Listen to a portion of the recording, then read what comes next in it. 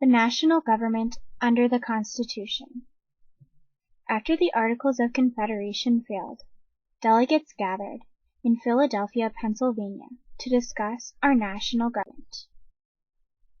These delegates included George Washington, James Madison, Benjamin Franklin, and many other men.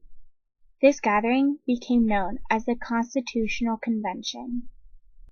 The Constitutional Convention is where our Constitution was written and our new government formed. Under the Articles of Confederation, there was a very weak central government, and most of the powers were given to the states. Under the Constitution, there are powers that only the national government can have. For example, only the national government can make laws about trade with other countries. Only the national government may produce coins and paper money. The Constitution leaves many other powers strictly to state governments. These are called reserved powers, because they are reserved or left for the states.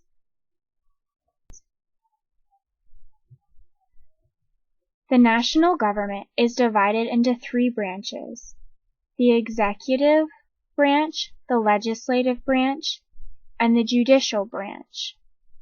This three-part government provides a separation of powers, meaning each branch has a different power. The executive branch is the president. The president makes sure laws are carried out. He also commands the armed forces. The legislative branch is Congress.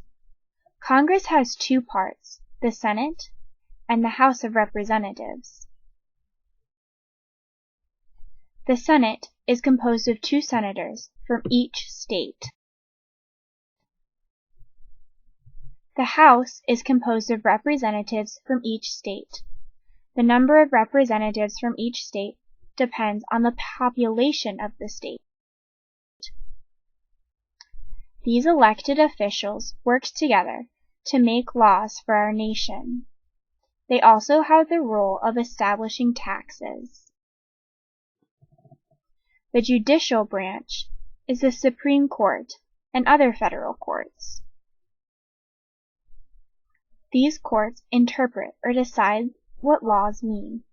They decide if laws follow the Constitution. The Constitution also provides a system of checks and balances. This system keeps one branch from becoming too powerful. The executive branch can veto laws that the legislative branch passes. However, the legislative branch may override the veto. The judicial branch may overturn laws that are against the Constitution. They can also overturn any actions of the executive branch that are unconstitutional. The executive branch can appoint Supreme Court justices and other federal judges. And the legislative branch can refuse to appoint the president's candidate for judgeship.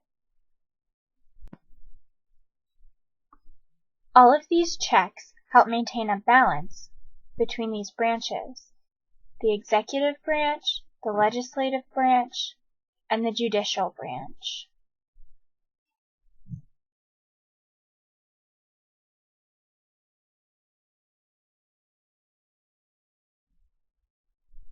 Now, can you identify the role of each of the 3 branches of government?